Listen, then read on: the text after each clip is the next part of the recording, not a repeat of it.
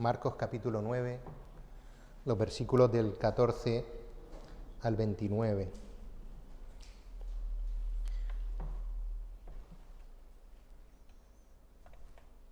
Y dice así la palabra de Dios: cuando llegó a donde estaban los discípulos, vio una gran multitud alrededor de ellos y escribas que disputaban con ellos. Y enseguida toda la gente, viéndole, se asombró y corriendo a él, le saludaron. Él les preguntó: ¿qué disputáis con ellos? Y respondiendo uno de la multitud, dijo: Maestro, traje a ti a mi hijo, que tiene un espíritu mudo, el cual, donde quiera que le toma, le sacude, y echa espumarajos, y cruje los dientes, y se va secando. Y dije a tus discípulos que lo echasen fuera, y no pudieron. Y respondiendo él les dijo: Oh generación incrédula, ¿hasta cuándo he de estar con vosotros? ¿Hasta cuándo os he de soportar? Traédmelo.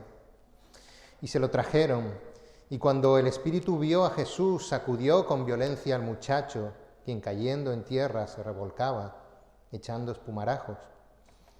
Jesús le preguntó al padre: ¿cuánto tiempo hace que le sucede esto? Y él dijo: desde niño. Y muchas veces le echan el fuego y en el agua para matarle. Pero si puedes hacer algo, ten misericordia de nosotros y ayúdanos. Jesús le dijo: si puedes creer, al que cree todo le es posible. E inmediatamente el padre del muchacho clamó y dijo: creo, ayuda a mi incredulidad. Y cuando Jesús vio que la multitud se agolpaba, reprendió al espíritu inmundo, diciéndole: espíritu mudo y sordo, yo te mando, sal de él y no entres más en él. Entonces el espíritu, clamando y sacudiéndole con violencia, salió y él quedó como muerto, de modo que muchos decían: está muerto. Pero Jesús, tomándole de la mano, le enderezó y se levantó. Cuando él entró en casa, sus discípulos le preguntaron aparte: ¿por qué nosotros no pudimos echarle fuera? Y les dijo: este género con nada puede salir, sino con oración y ayuno. Y hasta aquí la palabra que vamos a compartir en esta mañana, y vamos a poner este tiempo en las manos del Señor con una oración. Sí, Señor y Padre Santo, Dios Todopoderoso, estamos agradecidos en poder estar aquí en esta mañana. Tú has posibilitado que podamos venir, que podamos reunirnos, que podamos escuchar en esta mañana tu palabra. Te damos gracias, Señor, porque podemos recordar tu muerte en la cruz, tu resurrección, y podemos recordar la esperanza que tenemos en tu promesa de que tú vas a volver a por tu iglesia. Te damos gracias, Señor, porque no somos nada y tú, Señor, te has acercado a nosotros para rescatarnos del castigo eterno que por nuestro pecado nos merecíamos. Señor, te pedimos que tú dirijas este tiempo, que esta palabra que hemos leído en esta mañana toque nuestros corazones y que finalmente, Señor, nuestros ojos solo se posen en ti, Señor, para adorarte y para glorificar tu nombre. En el nombre de tu Hijo Jesús. Amén. Semanas atrás pudimos ser testigos en la distancia de la manifestación gloriosa de Cristo, en los versículos que compartíamos hace unas semanas en el Evangelio de Marcos. Jesús se hizo acompañar de 3 de sus discípulos, los más cercanos a él, también los más impetuosos. 2 de ellos eran apodados los hijos del trueno y el otro era al que habían puesto el apodo de piedra, Cefas, Pedro. Y Jesús se los llevó a lo alto de un monte y se manifestó en gloria delante de ellos. Allí, de noche, en lo alto de una montaña en total oscuridad, Jesús se transfiguró. Él mostró de forma momentánea parte de su gloria que hasta el momento Él había velado, Él había ocultado tras su apariencia humana. Y veíamos que en esa transfiguración Él también, habían aparecido a su lado Moisés y Elías, y Jesús estaba conversando con ellos y conversaba acerca de la muerte necesaria de Jesús, de Cristo, en la cruz. Estos 3 apóstoles fueron testigos de excepción de ese suceso que no somos capaces de imaginar con nuestras mentes, y fueron testigos de la manifestación de aquel del que sabían que era el Mesías, del que sabían que iba a instaurar el reino de Dios, pero del que acababan de escuchar que iba a morir, y que no iba a morir por casualidad, o por una fatalidad, o por una circunstancia del destino. Iba a morir porque Él mismo iba a poner su vida en rescate por muchos. Para la mente humana, la muerte es el final. La muerte representa el fracaso, la derrota de los ideales del que muere. Los discípulos en aquel momento no entendían que la obra de Jesús iba mucho más allá de la liberación del pueblo judío de manos de los romanos, que la muerte, lejos de ser una derrota de la idea de un Mesías, iba a ser la victoria del Mesías sobre el pecado y sobre la muerte misma. Jesús, para alentar a esos discípulos que empezaban a asimilar que la muerte de Jesús iba a ser inevitable, les mostró a 3 de ellos un anticipo de la gloria que Jesús recuperaría una vez que pasase por la cruz y resucitase. Una gloria que Jesús mismo, como decíamos, había tapado voluntariamente con su humanidad. Y no solo fueron testigos oculares de esa gloria, sino que fueron testigos auditivos al oír la voz del Padre proclamando la absoluta autoridad del Hijo. El Padre dijo: este es mi Hijo amado, a Él oíd. Este pasaje es el pasaje anterior al que hemos leído en esta mañana. Podemos acudir a él y volver a repasar estas circunstancias que vivieron estos 3 apóstoles. Seguro que todos habríamos deseado lo mismo que Pedro deseó en aquel momento, el quedarnos en aquel monte admirando la gloria de Dios, alejados de los problemas que estaban por venir, sin tener que llegar al límite de coger una cruz. Pero eso muchas veces no lo entendemos los creyentes. Muchas veces lo que hacemos los creyentes es escondernos en las iglesias, en los cultos, en las actividades. Nos colocamos nuestros cascos y nos escuchamos todas las predicaciones de los predicadores estrella, o memorizamos los cánticos maravillosos que exaltan con sus letras la figura de Dios, y no paramos de escucharlos en nuestros cascos. No quiero que me malinterpreten, no estoy queriendo decir que no sea necesario reunirnos los domingos, es más, es fundamental. El Señor nos lo indicó de esa manera, y si no fuera porque viniese un huracán, tenemos que estar aquí todos los domingos para escuchar la palabra, para orar, para cantar, pero no podemos aislarnos del mundo exterior. No podemos incluso aislarnos de nuestras propias vidas por querer únicamente disfrutar de las cosas que nos hacen sentir mejor o más cómodos. Jesús tenía una misión clara y Él no tenía ninguna duda de que en obediencia al plan de salvación trazado por el Padre, Él iba a morir en la cruz y luego resucitar. Por eso este descenso del monte al valle nos vuelve a llevar al pasaje de Filipenses que leímos antes, mostrándonos de primera mano al Dios que renuncia a sus privilegios en la gloria. Él estaba en la gloria, literalmente. Él era Dios y no tenía por qué venir al mundo. Y sin embargo, y por eso mismo, porque es Dios, en obediencia a Dios Padre, Él descendió de su trono en gloria para ser uno más entre los hombres, sin dejar de ser Dios. No era un hombre más, Él no pecó nunca.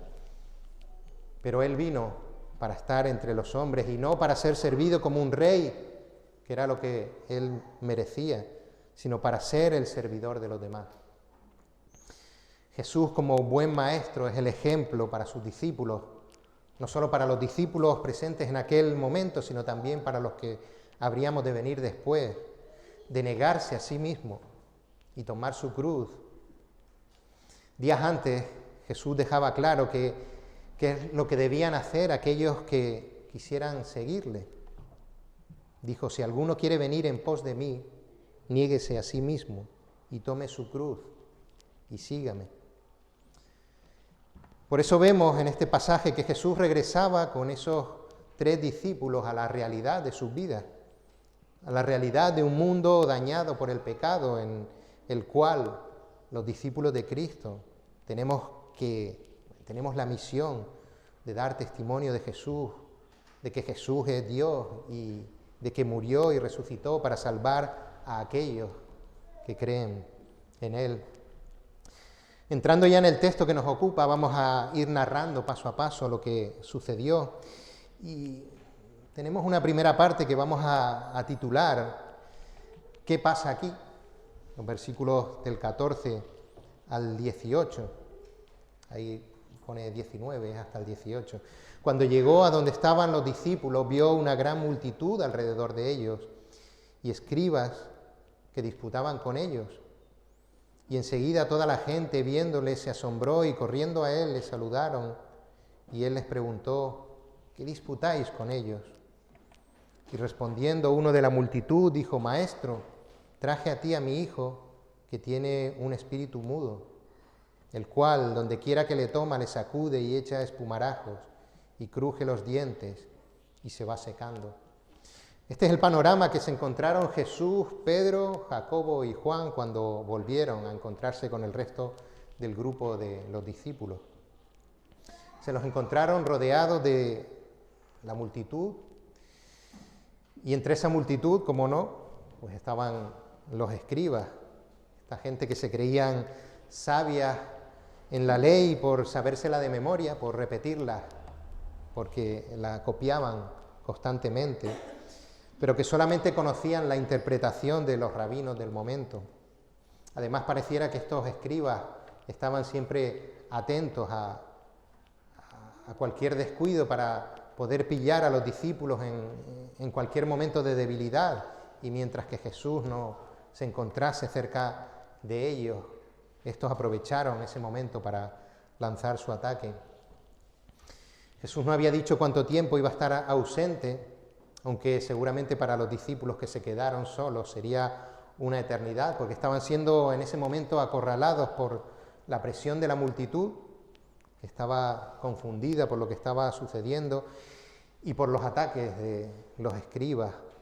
Y por eso todos se sorprenden cuando ven llegar a Jesús y acuden a Él corriendo. Los discípulos acudirían aliviados porque llegaba Jesús y buscarían el apoyo de Jesús. Las gentes acudirían buscando al Jesús que sí era capaz de hacer los milagros que ellos andaban buscando. Y los escribas, pues quizá para aprovechar este error de los discípulos y emplearlo como arma contra Jesús. ¿Qué disputáis con ellos?, les pregunta Jesús. No podemos asegurar completamente a quién iba dirigida esta pregunta, estaban todos en disputa, pero es una pregunta que bien podría ser respondida por todos los implicados que estaban allí. Por una parte, los escribas discutían intentando desacreditar a los discípulos y por extensión, pues querían cuestionar el poder de Cristo. No es la primera vez que lo hacían, ya lo hicieron cuando acusaban a sus discípulos de coger espigas para comer en el día de reposo, o cuando acusaron a los discípulos de no respetar los ritos de lavamiento de las manos antes de comer. Estos escribas que se consideraban conocedores de la ley acusando a los discípulos, querían poner en duda que Jesús fuese el Mesías enviado por Dios a su pueblo. Pero claro, en ese mismo instante ya había llegado Jesús. Si los escribas respondían antes que los discípulos, seguramente se iban a llevar un saco de respuestas de Jesús con base en las Escrituras para pasarse unas semanitas reflexionando bien. Los discípulos vemos que tampoco contestaron. El que sí se apresuró a responder fue un hombre entre la multitud. Este hombre se acercó respetuosamente a Jesús, llamándolo maestro, y de este modo nos enteramos del origen de esa disputa. Este hombre era el padre de un chico que había estado sometido a los efectos de un espíritu mudo, dice la palabra.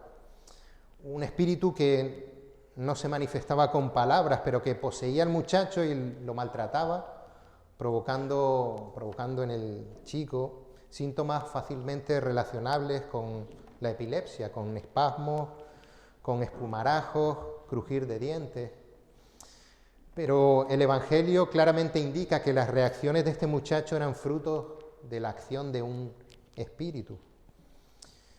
Es clarificador saber que la epilepsia era una enfermedad que en ese tiempo ya era conocida, incluso cientos de años antes del nacimiento de Jesús, por lo que los médicos tenían la capacidad para poder identificarla. Pero en el pasaje paralelo de Lucas también vemos que el texto hace referencia a una posesión por parte de un espíritu.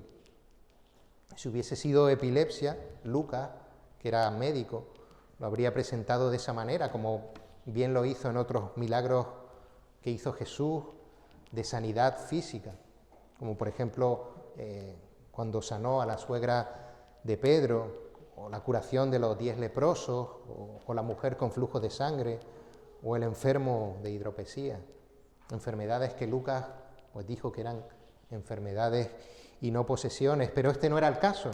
El chico sufría los efectos de un espíritu que estaba cumpliendo perfectamente con las órdenes de su jefe Satanás, que es hacer daño.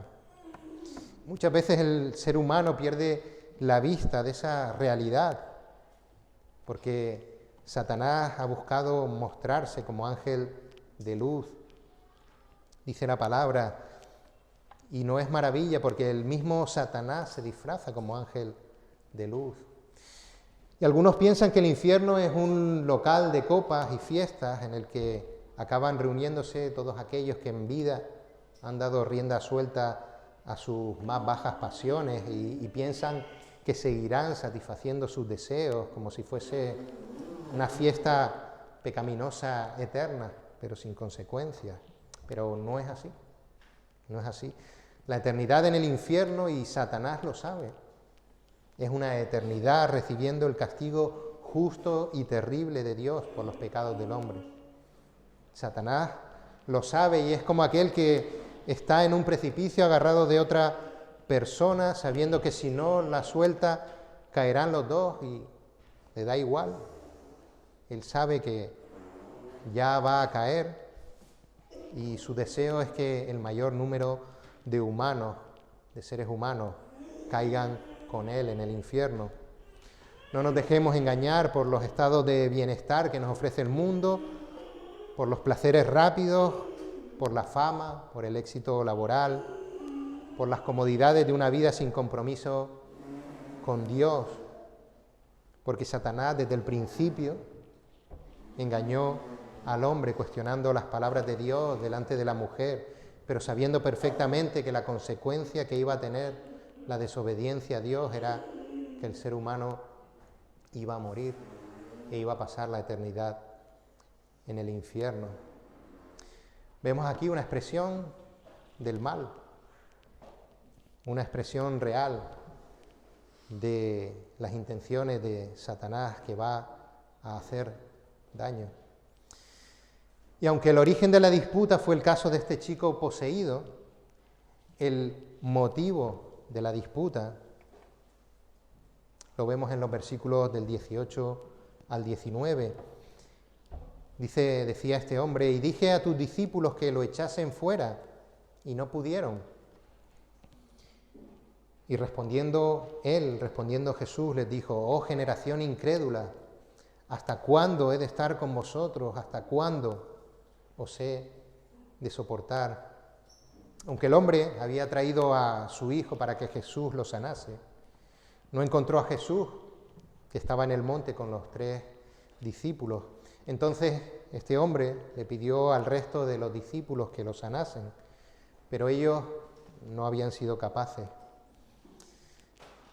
Y esta situación nos llama la atención porque días antes, cuando Jesús había mandado a los apóstoles de 2 en 2 a predicar por los pueblos de los alrededores, y más tarde volvió a mandar a 70 de los discípulos a llevar ese mensaje también de arrepentimiento, Jesús les había dado potestad, es decir, Él les había dado un permiso por el cual podían echar fuera demonios, de manera que todos aquellos que oyesen el mensaje de arrepentimiento que ellos transmitían por los pueblos de los alrededores, pudieran creer que dicho mensaje era cierto, que dicho mensaje era exactamente el mensaje que Dios quería darle a las personas.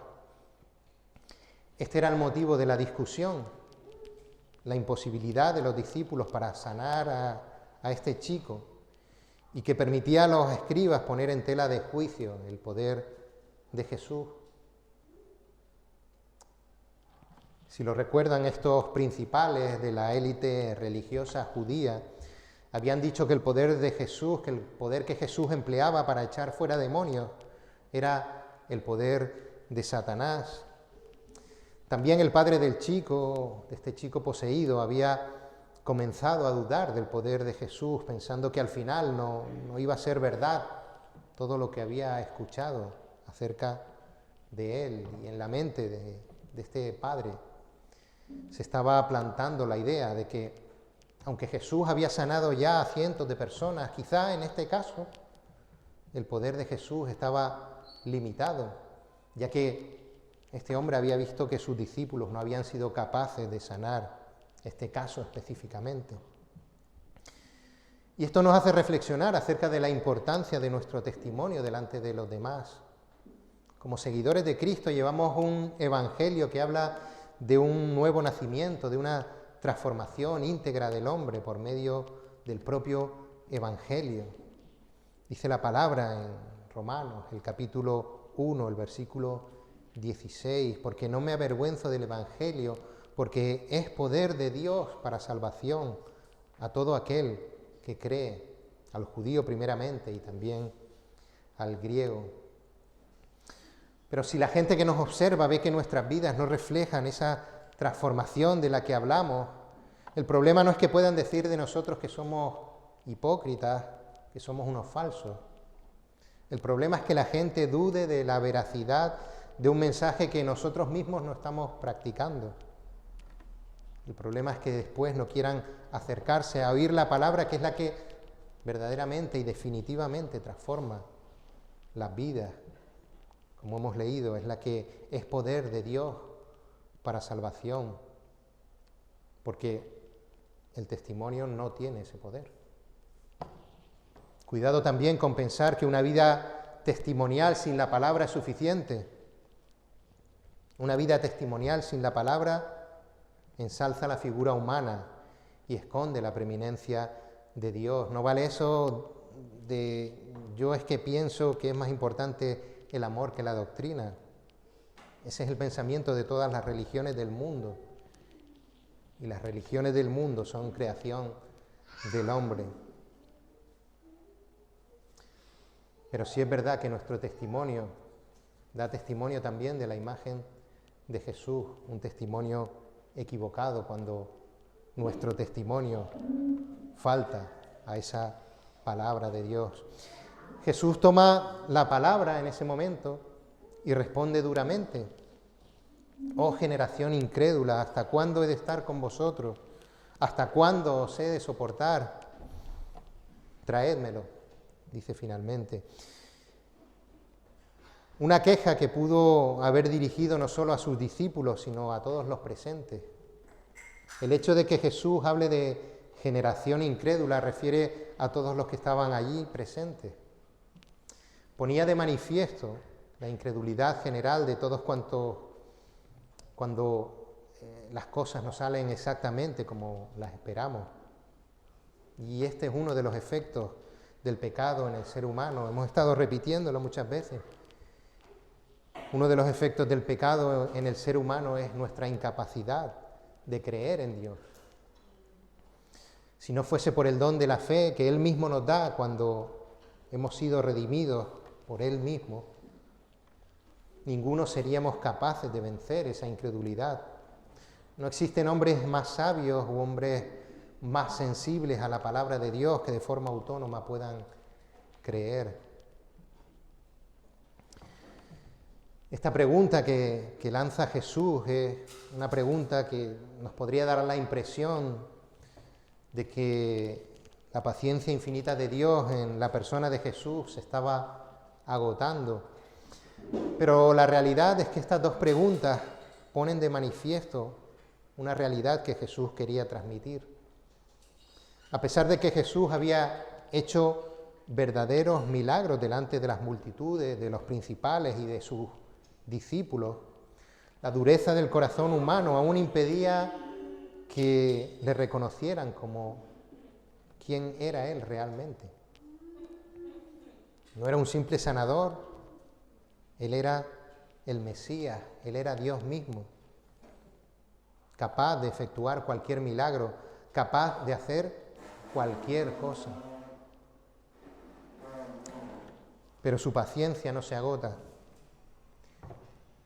Jesús manda que le traigan al muchacho porque Jesús está dispuesto nuevamente a manifestar que es Dios y que su poder no está condicionado por las circunstancias. En esta aparente reacción brusca de Jesús vemos la preocupación de Jesús por la situación, la preocupación que muestra Jesús por el ser humano dañado por los efectos del pecado, por el ser humano esclavo de su propia humanidad.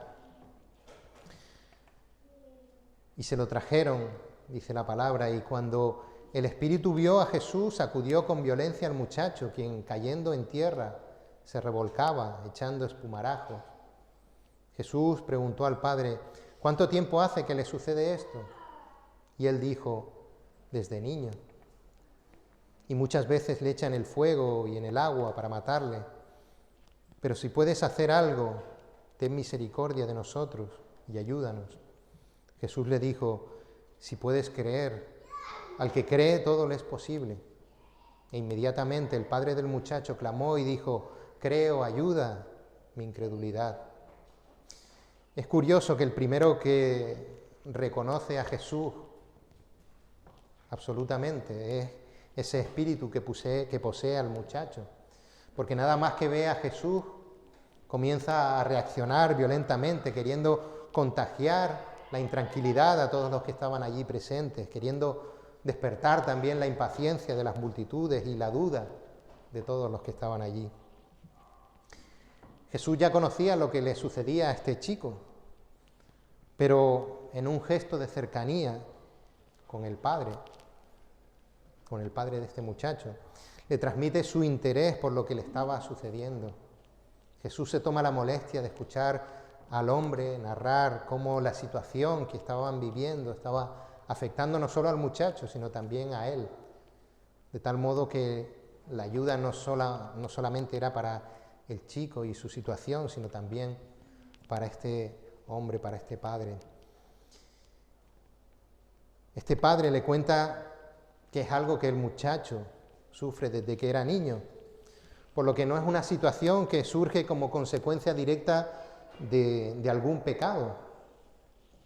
Y nos impacta que a pesar de que varias veces el Espíritu había intentado que el muchacho se tirase al fuego para quemarlo o al agua para ahogarlo, que este muchacho había pasado por situaciones difíciles en su vida, en las que el espíritu que lo poseía había intentado incluso matarlo, Dios lo había preservado en esa situación dura y difícil y hasta ese momento para traer gloria a Cristo en los hechos que estaban a punto de suceder. Es algo que nos cuesta nos cuesta entender. Ese interés que muestra Cristo por la persona del joven y cómo ha sido afectada su vida hacen que el padre vuelva a tener un hilo de esperanza con Jesús y le suplica que si puede, si le es posible, si tiene la capacidad, que pueda hacer algo para ayudarles. Y repetimos que es muy probable que el padre hubiese venido en esa mañana con la ilusión pues por las nubes, confiando en el poder sanador de Jesús, y que se hubiese encontrado con los discípulos y estos hubiesen tratado de expulsar al espíritu seguramente en el nombre de Jesús, pero no había surtido efecto. La fe de este hombre se había debilitado, pero bueno, ahora era Jesús directamente el que estaba allí. Con Jesús quizá se podría hacer algo, quizá Jesús podría mover las manos de forma diferente, quizá pronunciar las palabras de forma diferente y sanar al muchacho. Este padre clamaba por una solución que diera descanso tanto al muchacho como a él, porque la situación estaba afectando a toda la familia. Quizá la dureza de esta realidad por la que estaban pasando podría mover a Jesús a resolver el problema.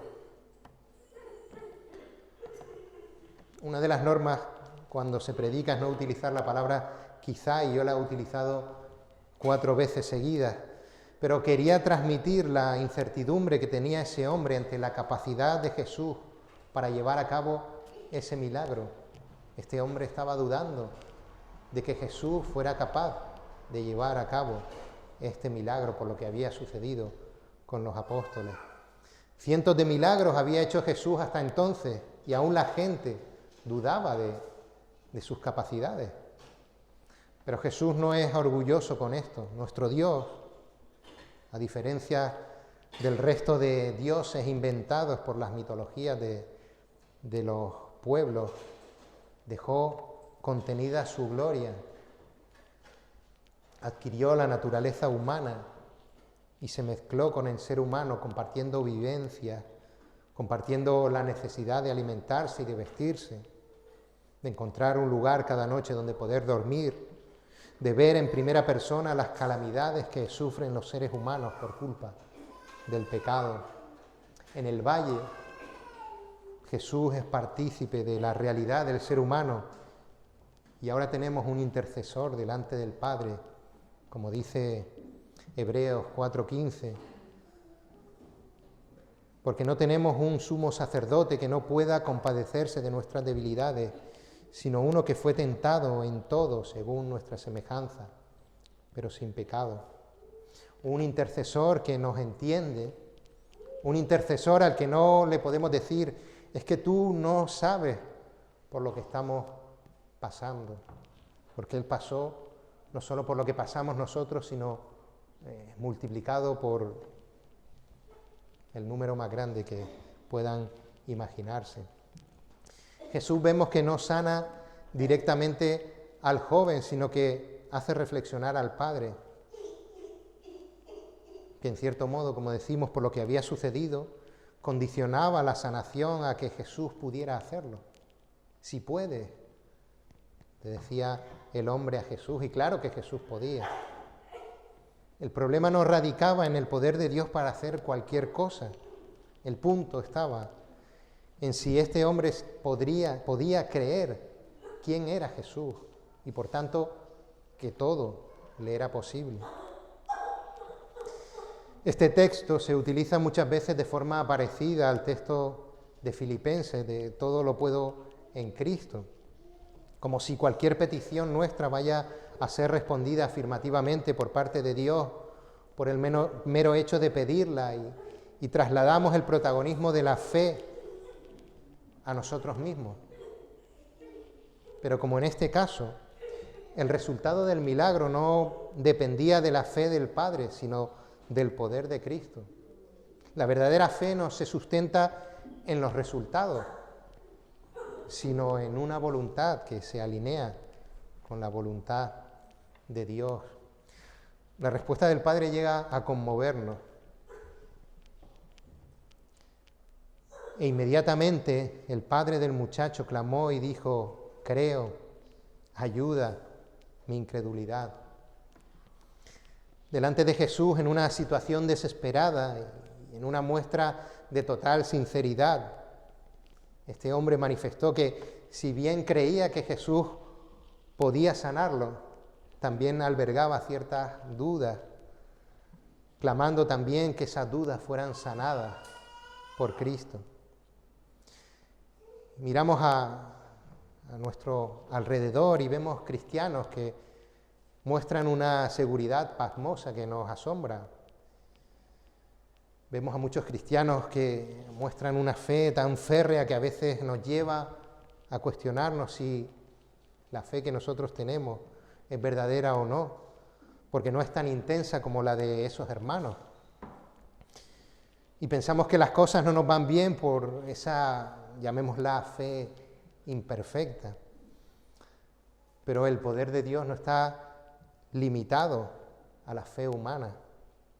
La fe es un don de Dios, un regalo que nos permite creer que Cristo es nuestro Señor y Salvador. Pero no es un superpoder que nos da Dios y que permita al hombre manejar a su antojo la voluntad de Dios. Aléjense de aquellos que les digan: si tienes fe, Dios te va a conceder todo lo que tú quieras, y que si no es así es por falta de fe.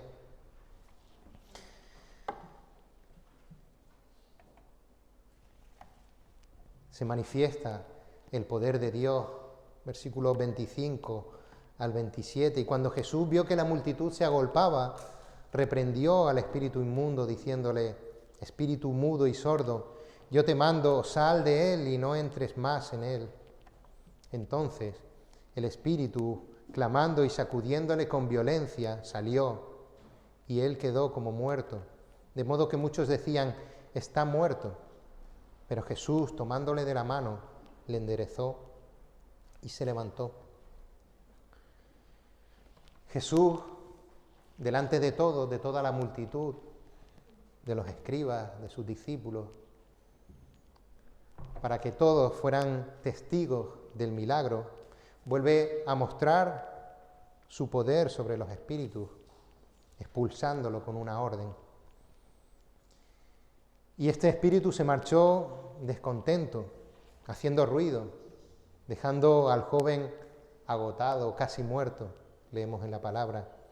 Y este espíritu no volvería a entrar en el joven. Así eran los milagros de Jesús. Eran permanentes y definitivos. Y no solo eso, sino que después Jesús se acerca a este chico que estaba tan agotado que las personas decían que parecía que estaba muerto.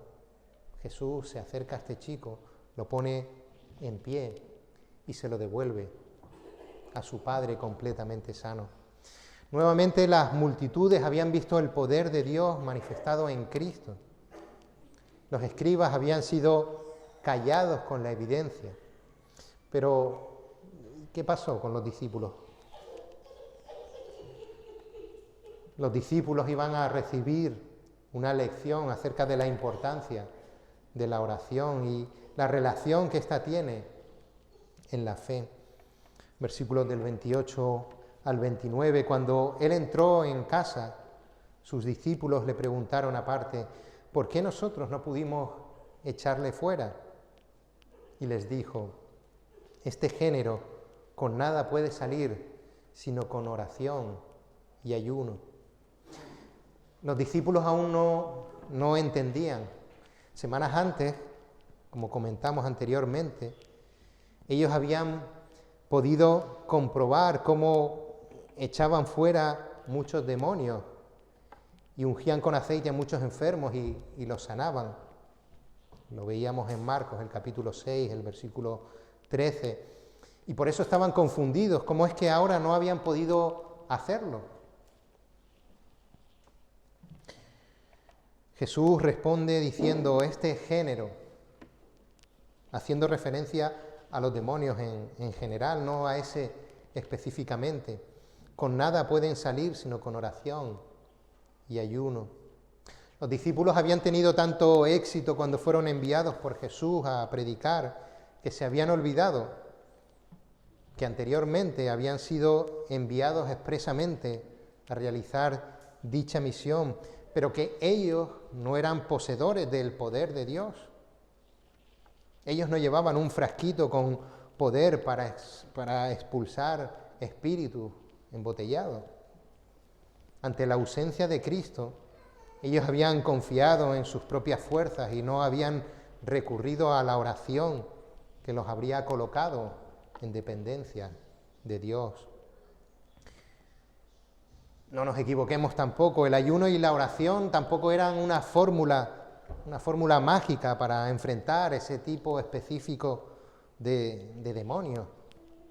Jesús no les estaba hablando de unos pasos que debían seguir como si de un libro de instrucciones de magia se tratase. No era una receta que les estaba dando para expulsar demonios.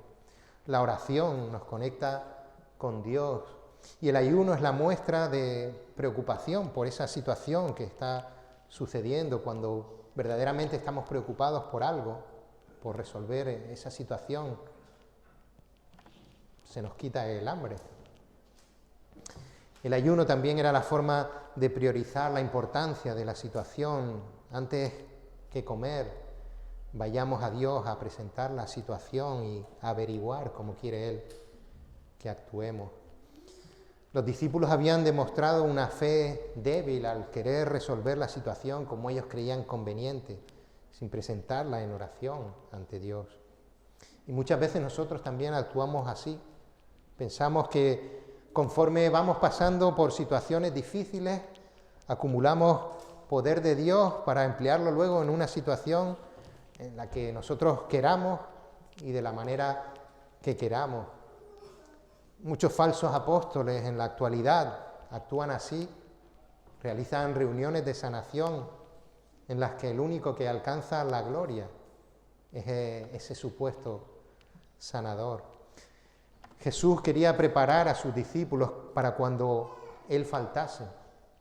Él les había dicho que iba a morir ya en la cruz próximamente y Jesús se estaba preocupando por ellos, los estaba preparando para cuando Él ya no estuviese, para ese tiempo en el que no podrían depender de sus propias fuerzas y tendrían que depender de Dios en la provisión de alimentos, en la provisión de ropa, en los cuidados frente a los que los azotarían en las sinagogas.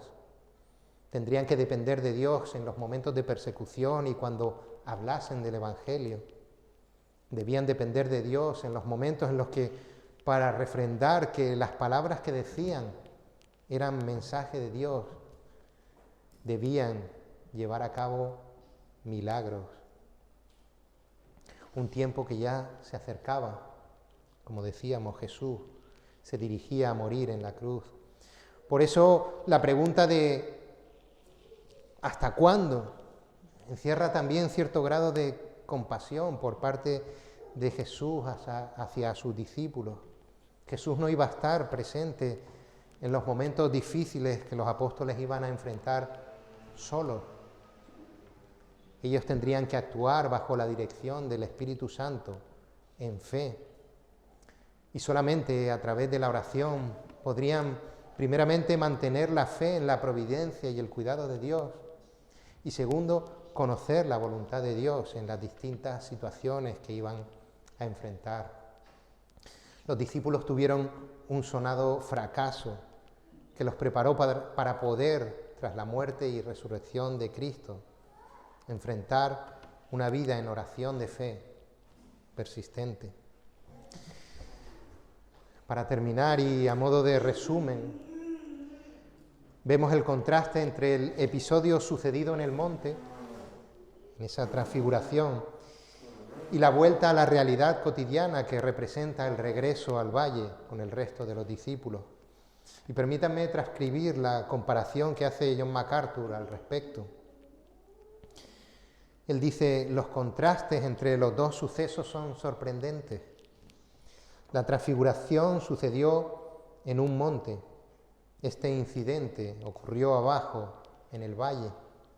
En la transfiguración hubo gloria. Aquí hubo sufrimiento. En la transfiguración Dios dominó el escenario. Aquí fue Satanás quien lo hizo. En la transfiguración el Padre Celestial fue complacido. En este incidente un Padre terrenal estaba atormentado. En la transfiguración había un hijo perfecto. Aquí había un hijo perverso. En la transfiguración hombres caídos quedaron en santo asombro. En esta historia hubo un hijo caído en horror, malvado. Fin de la cita. Todo el mundo querría disfrutar de la primera parte, pero la realidad del mundo en el que estamos es como la del valle. Todos pasamos por dificultades en nuestras vidas. Algunos tienen que enfrentar problemas con sus hijos que parecen no tener solución. Otros enfrentan dificultades económicas que no les dejan dormir. Algunos ni siquiera saben por qué se encuentran mal. La mayoría de los seres humanos tienen dos formas de enfrentar los problemas. Algunos huyen ante las dificultades sin conseguir nada, porque los problemas persisten y el mundo no es tan grande como para poder huir de los problemas que el ser humano enfrenta por el mero hecho de ser un ser humano. Otros los encaran con valentía y a veces los resuelven satisfactoriamente, pero nos damos cuenta que hay problemas que aunque los encares con toda la valentía del mundo, estos problemas no tienen solución. Uno de ellos es el problema del pecado, el más importante. Por mucha valentía que podamos tener, es un problema que nosotros mismos no podemos resolver. Los creyentes tienen otra forma de enfrentar todas las situaciones de la vida. Las enfrentan con fe en el control soberano de Dios. La madurez del creyente se manifiesta cuando es consciente de que lo que sucede en su vida obedece a la voluntad perfecta de Dios. Pero ¿cómo puede el creyente mantener ese contacto, esa dependencia, esa relación personal con Dios, sino a través de la herramienta que Él nos ha dejado en la oración? Una fe débil se manifiesta en el deseo de resolver las situaciones por nuestro propio juicio o esfuerzo y evita la oración a Dios. Y no solo nos pasa con nuestros problemas, también con los problemas de los demás, con los problemas que enfrentan los hermanos. Enseguida nos lanzamos a dar consejos, incluso cogiendo algún versículo de aquí o de allá, creyendo que nosotros entendemos los problemas de los demás, incluso mejor que ellos mismos, y que tenemos la solución en nuestras manos. Y a la semana vemos que no se arregla nada. No hemos sido capaces de coger al hermano y acompañarle en oración ante el Señor. La oración es una pieza fundamental para los creyentes. Sin ella es imposible mantener la relación con Dios. Y la oración no puede ir separada de la palabra. No podemos llevar una vida en el valle, una vida en las dificultades, si no apoyamos nuestra fe en Dios. Y repito, no es en nuestra fuerza de voluntad, no es apoyar en nuestra fuerza de voluntad de pensar que al ser cristianos todo nos tiene que salir bien, sino a confiar en que Cristo es el Señor, por el cual todas las cosas subsisten y son posibles. En el valle nada podemos hacer separados de Cristo. Cristo mismo lo dijo: yo soy la vid, vosotros los pámpanos, el que permanece en mí y yo en él, este lleva mucho fruto, porque separados de mí nada podéis hacer.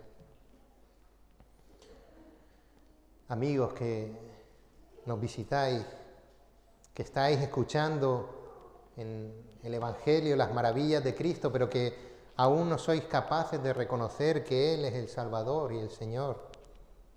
Clamad como clamó ese padre para que Dios ayude a vuestra incredulidad. La incredulidad humana solamente puede ser vencida por la fe que Dios nos regala. Clamad con una oración reconociendo que sois pecadores y que sois incapaces de ver la verdad del Evangelio, porque el pecado no lo permite, y Él os dará la fe y el Espíritu Santo para poder reconocerle a través de su palabra. Oremos. Dios y Padre Santo, cuán inútiles somos, que fácilmente caemos en nuestra complacencia para pensar que nos hemos entregado a ti, que tenemos un conocimiento tal que hemos sido capaces de reconocerte como nuestro Señor y Salvador, cuando lo cierto es que sin el don de la fe que tú nos regalas, sin la guía de tu Espíritu que nos convence de justicia, juicio y pecado, y nos revela a tu Hijo a través de tu palabra, simplemente somos unos incrédulos. Perdónanos, Señor, cuando después de haber experimentado el primer amor en ti, después de que hemos sido transformados por ti, olvidamos que somos algo solamente porque permanecemos en ti. Ayúdanos a no olvidar la importancia de la oración, de vivir vidas de oración en las que reconozcamos que todo lo que tenemos de ti lo hemos recibido de parte de ti por tu gracia. Señor, que la oración no se convierta en una fórmula para conseguir nuestros anhelos, sino en la forma de permanecer firmes en ti, fortaleciendo nuestra fe. Gracias, Señor, por los momentos de prueba que tú permites en nuestra vida, que revelan nuestra debilidad, pero que exaltan tu grandeza y la ponen de manifiesto y nos ayudan a recordar que hemos sido adoptados por el Dios Todopoderoso.